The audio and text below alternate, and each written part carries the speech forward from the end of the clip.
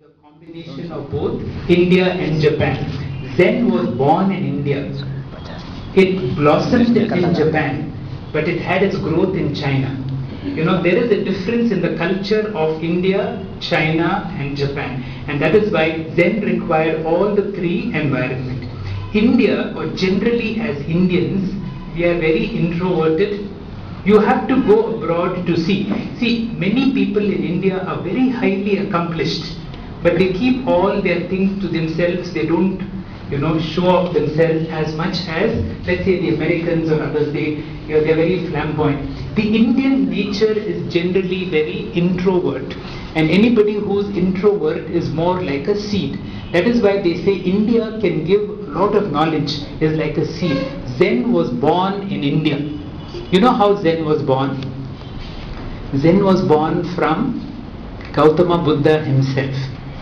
Now, Gautama Buddha was one of the greatest masters that was there ever. Once Buddha became enlightened at the age of 35, his whole mission was to transform everybody to become a Buddha. And he said, if even one person can discover the Buddhahood in you, the godliness in you, he wanted the whole world to become Buddhas. And he would go from village to village, place to place, communicating messages. One day, he came for a meeting. And he came and sat in front, and there were hundreds and hundreds of people. I do not know those days without a mic how he could speak to so many people.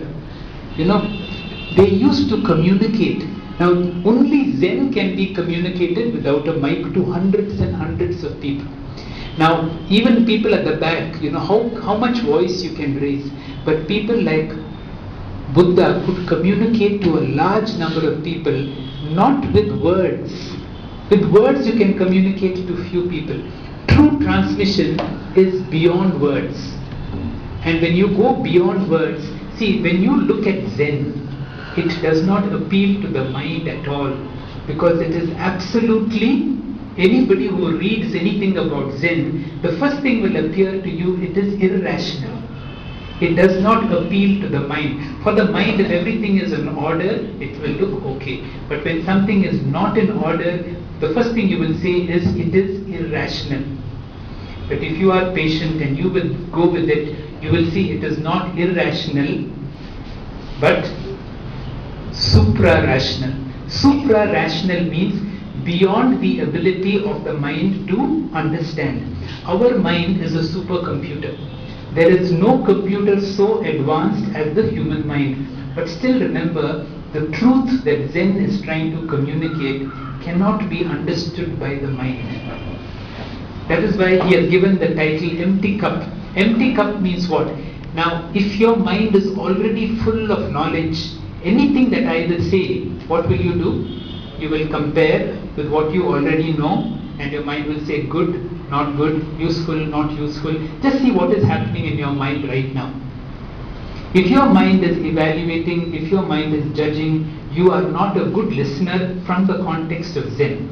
From a knowledge point, it is okay. But from a context of Zen, they say, be like an empty cup.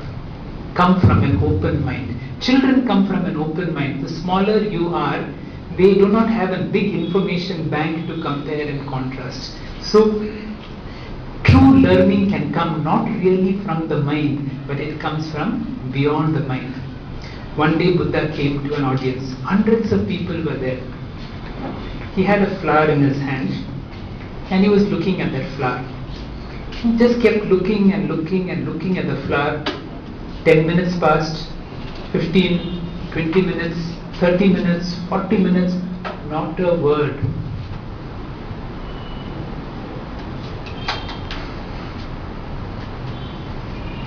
You see, you feel uncomfortable. And imagine the discomfort after 55, 60 minutes. At that time, some unknown person,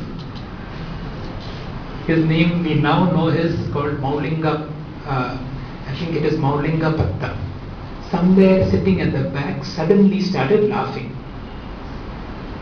And then Buddha called him and gave him that flower.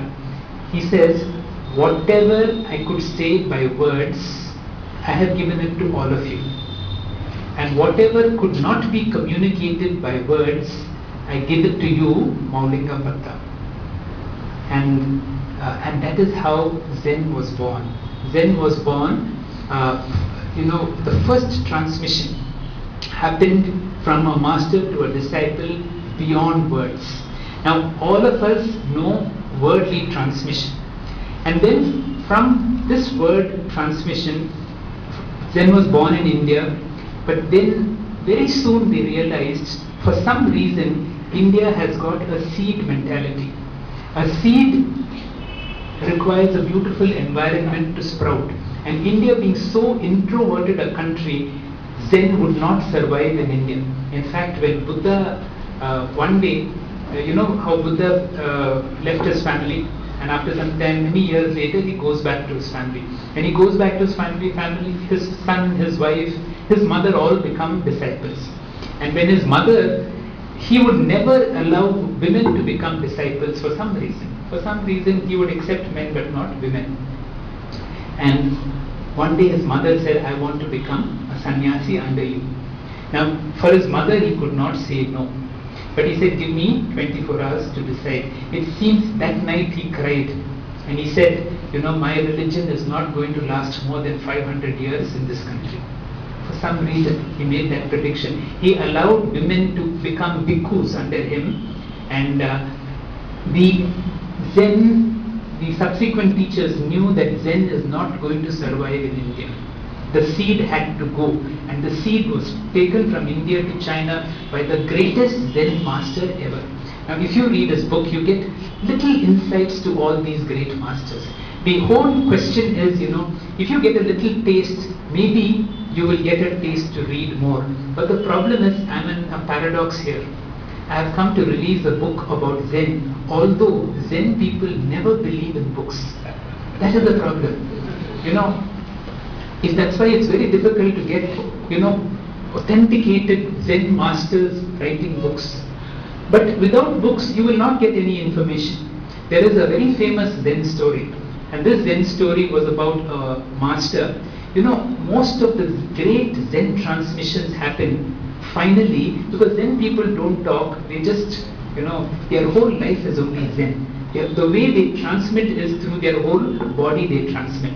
And this master was getting old. And when you're getting old, you have to understand who amongst you is going to become your successor. So around the deathbed, he decided to decide who is going to be his successor. Like Buddha called his disciple and gave him that flower. So too, this master, he was dying. He called one of his disciples and he said, I want you to become my successor. And then he says, as a tradition, this is a very secret tradition. Ours is a tradition, has been there for a very long time. As a tradition, I would like to give you a very sacred book which has been given to me by my master. And this book has been given to my master from his master. It is a very ancient and a sacred book by historic masters of Zen. And each of them have written very little, because Zen people write very little. I have also written little, which is going to be the crystallization of my thought. Now this is very symbolic. One day when you are going to go out, you have to give it to your student. That is the tradition. And so out of great love, I am giving this book to you. So the student says, Master, in Zen we have never believed in books. And I have learned all your Zen without any books. And why are you giving me a book at the last stage? He says, I understand, but but this is a tradition. This has been given to me by my master, and my master has got. Take it from a symbolic angle. Take it from a tradition that is there in our school of Zen. Not to displease it, he took the book. The moment the book came into his hand, he flung it into the fireplace, and the book caught fire. The master got really angry. He says, what are you doing? And the student says, what are you saying? And the master said, you have passed the test. If you had accepted that book gratefully, you would not be my successor.